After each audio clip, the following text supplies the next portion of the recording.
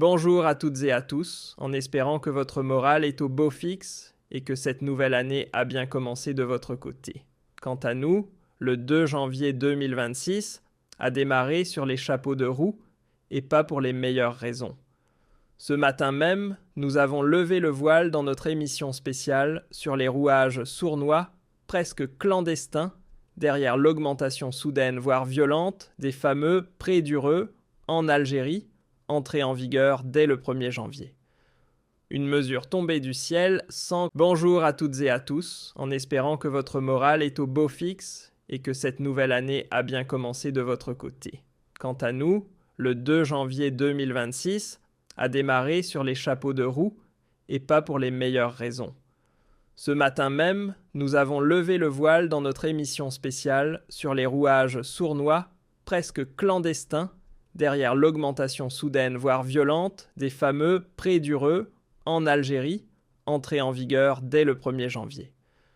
Une mesure tombée du ciel sans crier gare qui a mis le feu aux poudres. Résultat. Une grève éclair massive et surtout non encadrée, rassemblant des milliers de professionnels de la route, transporteurs de marchandises, conducteurs d'autobus, propriétaires de poids, lourds, routiers en tout genre, mais aussi les valeureux conducteurs de dépanneuses, tous sans concertation préalable, ont décidé d'arrêter les moteurs. Ce n'était ni planifié, ni accompagné, ni expliqué. Juste une hausse sèche, abrupte, imposée du jour au lendemain. Un cocktail explosif d'incompréhension, d'irritation et de révolte. Nous allons expliquer dans cette deuxième émission, après avoir expliqué dans la première émission, les dessous, les raisons, c'est-à-dire les véritables raisons sur le plan réglementaire, quelle loi a été utilisée, qu'est-ce qui n'a pas été fait dans les règles de l'art, pourquoi il n'y a pas eu de communication, pourquoi cela a suscité la grosse colère, etc. Et pourquoi, que ce soit les chauffeurs de bus Interwilaya, que ce soit les camionneurs, que ce soit les camions de dépannage aussi, pourquoi ils ont cessé brusquement leur travail. On a expliqué l'impact sur leur activité et on a expliqué surtout les pertes financières que les citoyens vont endurer. Nous allons expliquer dans cette émission qu'en réalité, l'augmentation des prix des carburants est non seulement inefficace, mais elle est aussi surtout arbitraire et injuste. Elle est injuste d'abord arbitraire. Pourquoi ? On l'a déjà dit durant la première émission. Carburant livré dessous d'une brusque augmentation en Algérie, accompagnée d'une grosse colère. D'abord, il n'y a pas eu de communication officielle et la loi de finances 2026 n'a pas prévu ces augmentations de prix. Il n'y a pas eu débat ni au Parlement ni au niveau des conseils de la nation. Même si ces deux assemblées ne servent à rien, elles sont peuplées par des élus impopulaires, illégitimes. Il n'y a pas eu d'information dans la presse, il n'y a pas eu de communication officielle de la part du gouvernement. C'est une autorité officielle, l'autorité de régulation des carburants, qui a décidé toute seule d'imposer des prix. La loi lui donne cette possibilité, mais la loi lui dicte comme devoir de commencer ce processus depuis le 30 juin, depuis au moins le début du premier semestre de l'année 2025. Et normalement, il y a un effort de communication. Il y a des arguments qui sont présentés et les autorités algériennes auraient pu dire « ce n'est pas grave, nous allons compenser » ou « nous allons trouver une solution pour financer ou pour compenser l'augmentation du coût de production ou de distribution des carburants ». On l'a expliqué dans la première émission. Donc il n'y a personne qui a été informé, personne n'a été préparé à ces nouvelles augmentations. On l'a expliqué aussi dans la première émission, ces augmentations ne sont pas affolantes pour tout le monde. Effectivement, une augmentation de 50 dinars ou de 60 dinars sur un plein d'un véhicule touristique ou d'un petit véhicule utilitaire, ce n'est pas un drame. Il faut effectivement savoir que l'Algérie fait partie des 5 pays où le prix du carburant est le moins cher au monde avec, la Libye, l'Iran, l'Angola et le Venezuela. Mais ceci dit, c'est vrai que, par exemple, on peut dire, on peut, je peux dans l'ordre, pour comprendre aussi que les prédicurants demeurent peu chers, parce que la belle, et je vois les partisans du régime Tebboune, vont nous dire, mais arrêtez de vous plaindre ailleurs, c'est beaucoup plus cher. C'est vrai qu'ailleurs, c'est beaucoup plus cher. Par exemple, le prix de l'essence, il est 144%, il est plus de 144% plus cher en Tunisie qu'en Algérie. Le prix de l'essence, il est de plus de 266% plus cher au Maroc qu'en Algérie. Le prix de l'essence en France, il est de 433% plus cher en France qu'en Algérie. Le diesel, il est plus cher. Il est plus cher de 245% en Tunisie qu'en Algérie. Le diesel au Maroc, il est plus cher de 404% au Maroc qu'en Algérie. Et en France, le diesel, il est plus cher de 730 et 1% en France qu'en Algérie. C'est par rapport à d'autres pays. Effectivement, les carburants en Algérie sont ultra accessibles. Mais pourquoi d'abord l'Algérie est un pays pétrolier? Ce n'est pas le cas de la Tunisie, du Maroc, ni de la France. En plus de cela, comme l'Algérie est un pays pétrolier, comme le pétrole est une richesse nationale, il est tout à fait normal et ordinaire que les Algériens et les Algériennes ne paient pas cette richesse nationale à des prix chers, puisque cela vient de leur sous-sol. L'Algérie raffine le pétrole et elle produit des carburants. Le carburant fait partie des matières premières, ou comment on appelle ça, des produits de première nécessité qui sont subventionnés par l'État. Maintenant, l'État algérien, certains lobbies ou certains dirigeants algériens savent très bien que l'État commence à manquer d'argent. L'Algérie n'est pas aussi riche qu'avant. Elle n'est plus riche qu'avant. L'Algérie, l'État algérien, en tout cas, a un déficit budgétaire qui dépasse la barre des 40 milliards de dollars. C'est la différence entre les recettes et les dépenses de l'État, c'est plus de 40 milliards de dollars. On a même frôlé, en 2025, on aurait pu terminer l'année avec pratiquement plus de 60 milliards de dollars de déficit budgétaire. Si le régime Tebboune n'a pas décidé durant le deuxième semestre de l'année 2025 de réduire significativement les dépenses d'investissement et pas les autres dépenses, ça c'est important à le noter. Est-ce que l'État algérien, les prix du pétrole et du gaz ont beaucoup baissé? Les recettes de l'État ont beaucoup baissé. Les recettes en devises du pays ont beaucoup baissé. Le pays ne compte plus 30 ou 20 millions d'habitants. On s'approche des 50 millions d'habitants. Et peut-être, effectivement, le débat est légitime, il faudra débattre. Est-ce qu'on peut maintenir toujours les prix des carburants à un niveau aussi bas? Est-ce que l'Algérie peut se le permettre? Nous allons répondre à cette question. Chiffres à l'appui, on va nous dire l'État algérien a besoin d'argent. Il a besoin de recettes fiscales. C'est pour ça qu'il a augmenté les prédicurants pour récupérer de l'argent avec lequel il va financer d'autres secteurs importants comme la santé, comme l'éducation, comme la sécurité nationale, etc., etc. En réalité, cet argument est un mensonge. Pourquoi, effectivement, l'État algérien manque d'argent? L'État algérien est très déficitaire et il le restera pendant de très longues années.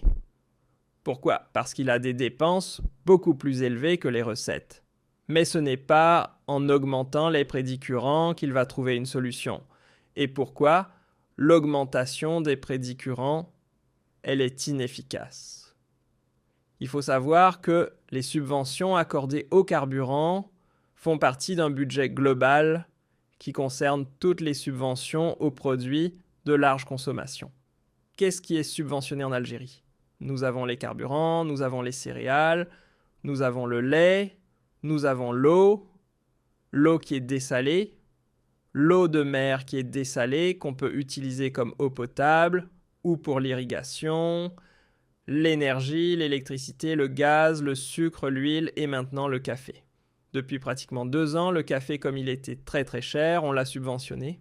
On avait 7 produits, on a rajouté un 8e produit. Ce budget global, tout ce que l'État algérien dépense pour financer les subventions de ces produits, de large consommation, les produits de première nécessité estimés pour l'année 2026, il sera de 657 milliards de dinars. 657 milliards de dinars, c'est l'équivalent de 5 milliards de dollars. 5 milliards de dollars que l'État algérien va dépenser. Vous allez me dire, c'est beaucoup. Oui, c'est beaucoup par rapport à quoi? Pour un pays riche comme l'Algérie, pour un pays censé être riche, pour un pays qui a du pétrole, qui a du gaz et qui a des réserves de change, 5 milliards de dollars, ce n'est pas beaucoup d'argent. Bien sûr, il y a des mécanismes, il y a d'autres systèmes qu'on aurait pu utiliser pour rationaliser ces subventions. Par exemple, pour les carburants, je peux comprendre que celui qui a un véhicule touristique, celui qui a sa propre voiture, c'est-à-dire qu'il utilise sa voiture uniquement pour aller au travail ou pour amener sa femme et ses enfants à l'école, ou pour sortir, ou pour s'amuser, ou juste pour aller d'un point à un autre, juste pour les transports, pour les besoins quotidiens. Je peux comprendre qu'on peut augmenter le carburant pour ces gens, pour ces automobilistes-là, parce qu'ils n'utilisent pas leur voiture comme outil de travail ou comme un outil indispensable à leurs activités économiques. Et pour les transporteurs de voyageurs et les transports de marchandises, comme on l'a dit dans la première émission. Les transports de marchandises assurent 80% du transport routier. Pardonnez-moi les camions et les véhicules utilitaires, Sport assure 80% du transport de marchandises dans le pays. On aurait pu leur épargner cette augmentation des carburants.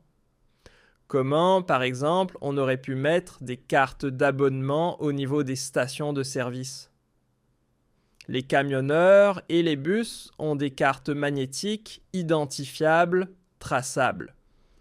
Eux, par exemple, quand ils se présentent au niveau des stations de service, ils paient le carburant à un prix différent de celui des propriétaires des véhicules touristiques. Ce qui peut se comprendre parce que un super remorque ou un camion qui fait Alger, ce n'est pas la même consommation de carburant qu'un Algérois ou quelqu'un d'Oran, etc., qui utilise sa voiture uniquement pour aller au travail, pour aller rendre visite à ses parents, pour aller à la plage ou pour aller se promener. Donc ce sont deux besoins complètement différents. On aurait pu mettre en place un système, on aurait vraiment pu mettre en place un système de gestion de, un système de répartition des prix. Les camionneurs et les transporteurs de voyageurs ne peuvent pas payer le même carburant que celui qui a une voiture touristique ou une voiture pour s'amuser ou uniquement pour travailler. Mais vous allez me dire, le gouvernement peut me dire, mais ça prend du temps, c'est compliqué, ça peut mettre une inégalité entre les gens, etc. Donc ce n'est pas possible. On augmente les prix directement, c'est mieux. Pas du tout. D'autres solutions étaient possibles. On va dire qu'effectivement, 5 milliards de dollars pour l'État algérien, c'est beaucoup. L'État algérien veut économiser de l'argent. Il y a d'autres dépenses que l'État algérien aurait pu économiser. D'accord? L'État algérien veut dépenser de l'argent. Mais prenez comme un exemple très concret pour économiser de l'argent l'allocation chômage. L'allocation chômage en Algérie, pour l'année 2026, ça sera 420 milliards de dinars. 420 milliards de dinars. 420 milliards de dinars. Avec la conversion au taux de change officiel, c'est 3,2 milliards de dollars. Pourquoi ne pas économiser en réduisant l'allocation chômage, en réduisant le nombre des bénéficiaires? Est-ce que c'est nécessaire de dépenser des milliards de dollars pour les chômeurs? L'État algérien préfère prendre de l'argent aux gens qui travaillent, comme les transporteurs de voyageurs, comme les transporteurs de marchandises, comme les camionneurs, les chauffeurs de bus, les gérants, les propriétaires de bus et de camions. Mais ils donnent de l'argent gratuitement aux chômeurs qui, eux, ne créent pas de richesse. À choisir entre un chômeur qui ne crée pas de richesse, qui ne paie pas d'impôts, qui ne cotise pas, et un propriétaire d'entreprise de bus de transport, de voyageurs de transport, de marchandises, je préfère. L'État veut économiser de l'argent, 3,2 milliards de dollars. Est-ce que c'était essentiel de donner une allocation pour le chômage? À quoi ça sert cette allocation pour le chômage? Toutes les études ont démontré, nous avons fait des débats depuis 2022. Depuis son commencement, ça fait 3 ans que cette allocation de chômage nous coûte trop cher. Ce sont des milliards que nous dilapidons. Et ça ne permet aucunement de lutter, de faire reculer le chômage, ni d'insérer les chômeurs. Le système est mauvais, on le sait tous. On l'a prouvé. La Cour des comptes l'a prouvé. Et le dernier rapport de l'année dernière, dernier rapport de la Cour des comptes, a été censuré. Maintenant, d'autres exemples. D'accord, on ne touche pas aux chômeurs à leur argent. Il y a d'autres manières, d'autres secteurs, d'autres dépenses publiques qu'on pourrait revoir, réexaminer. Et on pourrait faire des économies de plusieurs milliards pour l'État. Un exemple, les subventions aux établissements publics. Vous savez que l'État algérien subventionne les établissements publics et même les entreprises publiques. Algérie Télécom, elle est subventionnée. Sonelgaz, elle est subventionnée. Il y a pas mal de subventions publiques qui sont données à des entreprises ou à des organismes publics, plusieurs organismes de l'État. Les subventions pour les organismes publics et les établissements publics, c'est un budget phénoménal de 2812 milliards de dinars. 2812 milliards de dinars.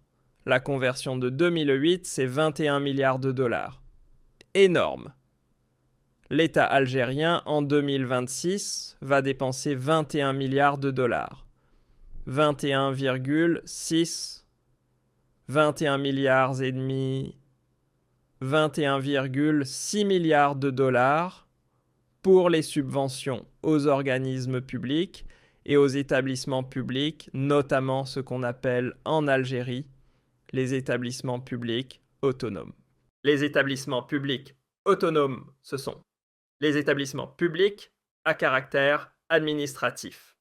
Les administrations de l'État qui comptent énormément, par exemple, l'agence thématique de recherche, la santé, les caisses nationales de sécurité sociale, la Caisse nationale des assurances sociales, etc. Plusieurs instituts, plusieurs organismes qui relèvent de l'État sont financés, subventionnés par l'État parce qu'ils n'ont pas assez de recettes, ils ont plus de dépenses que de recettes.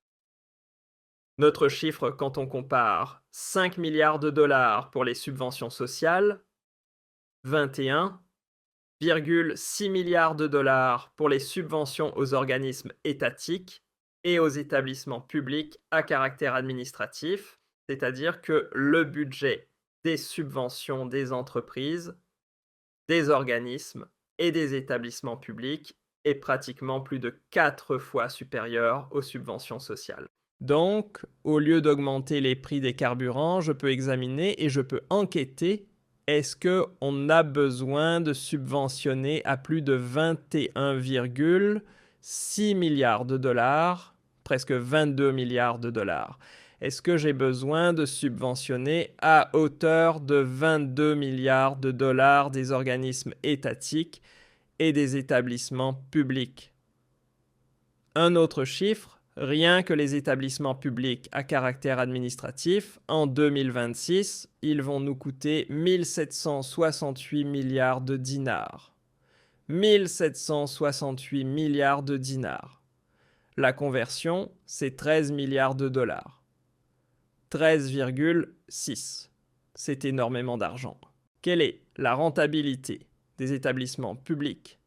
Pourquoi est-ce que ces établissements publics ne peuvent pas être mieux gérés Pourquoi ces établissements ou ces institutions ont besoin d'autant d'argent?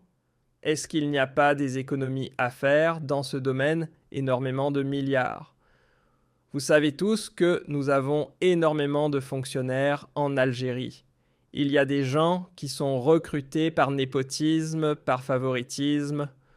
Les bureaux de la Caisse nationale des assurances sociales, les entreprises étatiques, alors je ne parle même pas des entreprises étatiques, les établissements publics, je ne parle pas de Air Algérie, etc., le nombre d'employés qui ne servent à rien, etc., ou certaines filiales de Sonatrach qui ne servent à rien, ou certaines filiales de Sonelgaz qui ne servent à rien, et certains entrepôts étatiques, dans la majorité, sont tous défaillants et déficients, et normalement sont en faillite. Ils sont subventionnés uniquement par l'État ou par les crédits donnés par les banques publiques. Ça, ce sont les établissements publics, ce sont les institutions.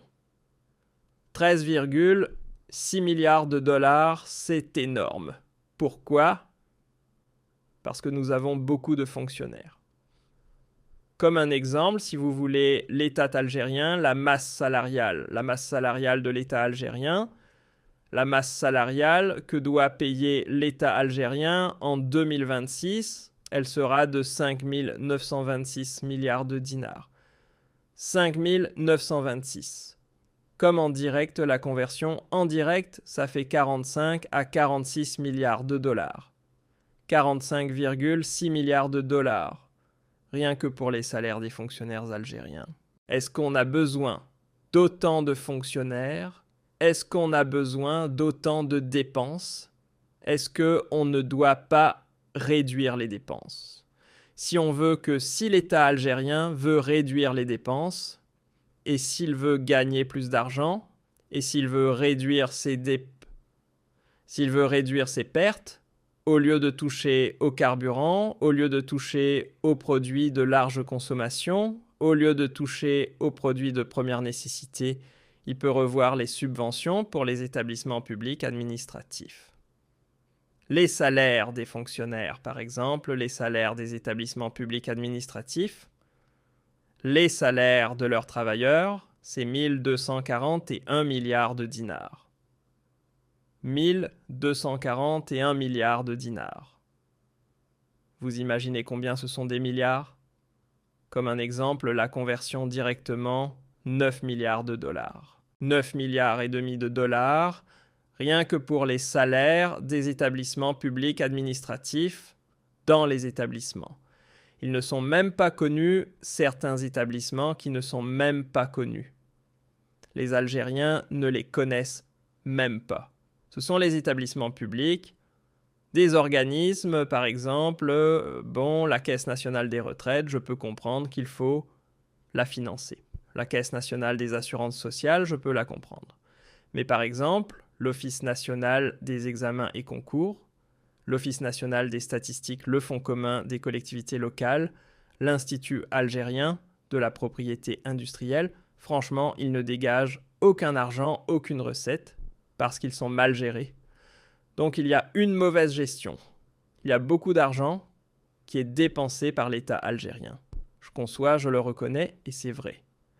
Et c'est vrai, il y a vraiment beaucoup d'argent qui est dépensé pour rien. Pas pour rien, je veux dire, sans aucune efficacité. On injecte des milliards et des milliards. Par exemple, tous ces 5 926 milliards de dinars pour les fonctionnaires, est-ce qu'on a besoin de 3,5 millions de fonctionnaires? Donc, l'État algérien, s'il veut vraiment faire un effort pour récupérer de l'argent, il doit rentabiliser ses dépenses. Il doit d'abord rationaliser ses dépenses ou les rentabiliser.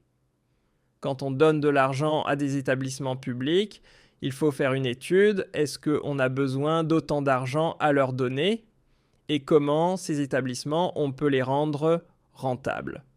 Si ce n'est pas rentable, un établissement public n'est pas une entreprise, je peux comprendre qu'il ne soit pas rentable.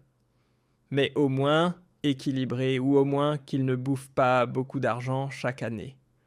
Donc vous me dites que ce sont les 5 milliards de dollars de subventions. Même si on enlève les 5 milliards de dollars de subventions pour les carburants, non, pour eux, ça ne va pas réduire le budget, le déficit budgétaire. Le déficit budgétaire sera toujours très important pour l'État algérien. Il sera toujours très important parce que on a des dépenses de fonctionnement qui sont très élevées. On a des dépenses de fonctionnement qui sont très très élevées. Ça n'a rien à voir avec le budget. Ça n'a rien à voir avec les subventions. Les subventions, les 600 et quelques milliards de dinars, gouttes d'eau. C'est une goutte d'eau dans l'océan, la mer dans l'océan des déficits budgétaires du pays. Donc il faut que vraiment les dirigeants algériens apprennent à être honnêtes avec eux-mêmes et avec leurs citoyens. Ils savent très bien qu'ils dépensent beaucoup d'argent pour leur train de vie, parce que le budget de l'État, etc., ce sont les trains de vie. Avoir autant de fonctionnaires, avoir beaucoup de policiers. Tu dis que tu n'as pas beaucoup d'argent, mais tu recrutes chaque année beaucoup de policiers. Tu n'as pas beaucoup d'argent, tu achètes chaque année beaucoup d'armes. Tu n'as pas beaucoup d'argent, tu recrutes chaque année beaucoup de gendarmes. Tu n'as pas beaucoup d'argent, mais tu donnes beaucoup de budget aux Moudjahidines. Tu n'as pas beaucoup d'argent, mais tu donnes beaucoup de budget à la présidence. Tu n'as pas d'argent, mais tu ouvres toujours de nouvelles ambassades à l'étranger. C'est là qu'il faut faire des économies. Ce n'est pas sur le dos du peuple. En Algérie, l'État veut faire des économies, mais sur le dos du peuple. Ah, le peuple, mes simples mortels, ils doivent payer l'essence plus cher, ils doivent payer le lait plus cher, ils doivent payer. Là, le pauvre citoyen, on essaie de lui faire payer toutes les erreurs de mauvaise gestion et toutes les bêtises de mauvaise gestion du pays. Et ça, c'est injuste. Ça, c'est injuste. Je le dis et je le répète, c'est totalement injuste. Il y a